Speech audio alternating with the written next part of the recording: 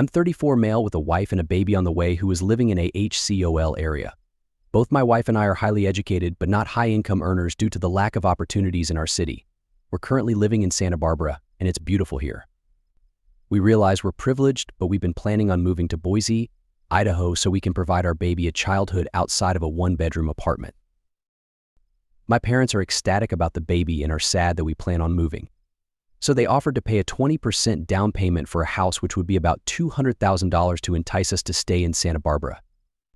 Unfortunately, even if they did give us that generous gift, we wouldn't be able to afford the mortgage.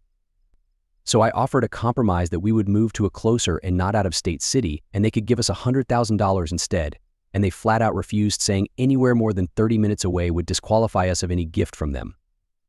I know I am not entitled to the money and I was not expecting it at all. I have never received financial assistance from them after high school and paid for my own college. I'm a non-traditional student, so I went to college later. But they're very well off, and $200,000 is what my dad earns in 6 months on investment income alone, plus he has a business that's thriving. I feel entitled just typing this out, but if they have money to spare and an intention to help us, shouldn't it come without strings attached? I feel like they've offered an impossible situation and taken it out on me because I don't seem grateful enough.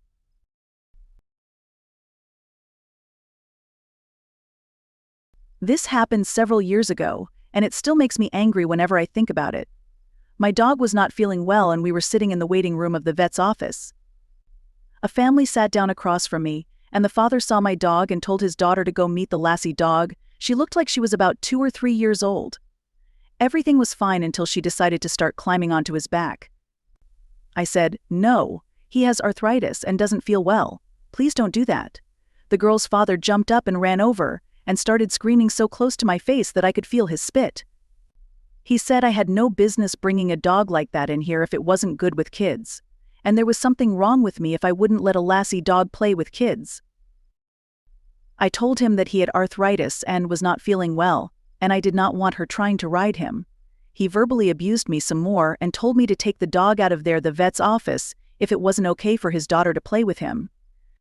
My dog was perfectly well behaved, he always is. I was trying to protect him. I looked over at the vet techs hoping they would step in, but they were on the phone. He said, "Here lassie, here girl," then picked up his daughter and held her over my dog to try to place her on my dog's back.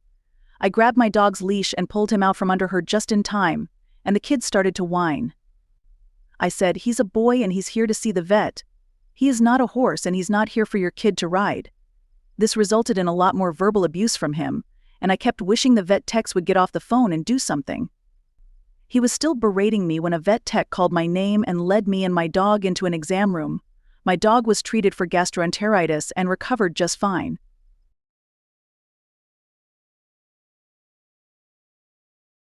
My local supermarket has half off on baked goods, like focaccia, donuts, sausage rolls.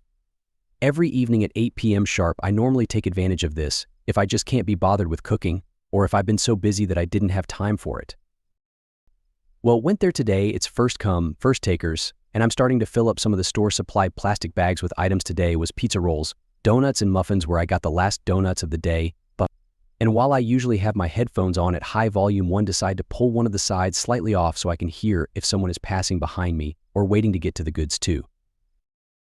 A mom in her 40s and her son, probably 10 years old, come up to my side where I'm still hearing music. I can see her because the glass door to the goods is just reflective enough, and I see her point at the donuts in my basket and saying something to her son. The son then reaches down to my donuts and grabs the bag, and I turn around immediately and yell, "Hands off my donuts," which unfortunately really scared the kid. He starts crying and his mom immediately starts yelling back as they normally do, "Never surrender. Karen 101. We have a small back and forth while still being loud, which attracts some employees. They tried to get the situation under control, and thankfully one of the employees recognized me as I shop there at least 3 to 4 times a week, and also knew that I mainly come for baked goods sale. Even better is that they had seen me taking the last donuts. As they explained this to the mom, who is now realizing what's going on, she immediately jumps ship and demands I apologize for startling her son, and that I could at least give him a donut for scaring him. Me having lost all sense of patience, I told her that I usually don't give stuff to thieves, and today was not that day either. I went ahead to the cashier to pay and could still hear the son crying and the mom getting angry. As I walked out, some people who had been following the whole ordeal said that the mom was right and that I could at least have given the kid a donut. I just feel sorry for the kid having such a mom.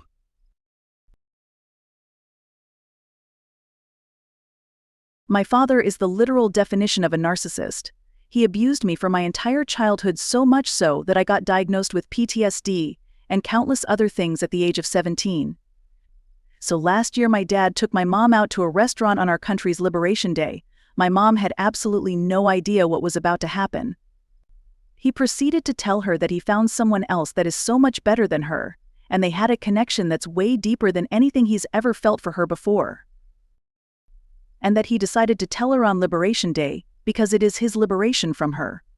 The following days he sends her messages and tells her stuff about how much better the other woman is, and anything else to bring her down even further. 4 weeks later he moved out and told everyone outside our family he was living away from us because my mom needed time for herself.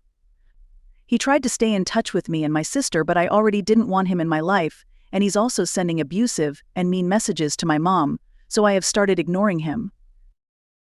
Now they are going through a divorce and he's telling everyone that my mom is keeping the kids from. Mind you, I'm 20 and my sister is almost 18. He said that he had always been a loving father and had a loving and close relationship with us until my mom started saying bad things to us about him.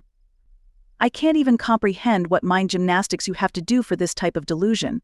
He has even said that he doesn't recognize what he could have possibly done to cause my diagnosis, and that it's all in my head. He tried to push this delusion as evidence that he should get parental rights over me and my sister. I'm just mind-boggled by how he actually seems to think that my mom is the reason I went no contact with him, instead of the years of abuse he put me through.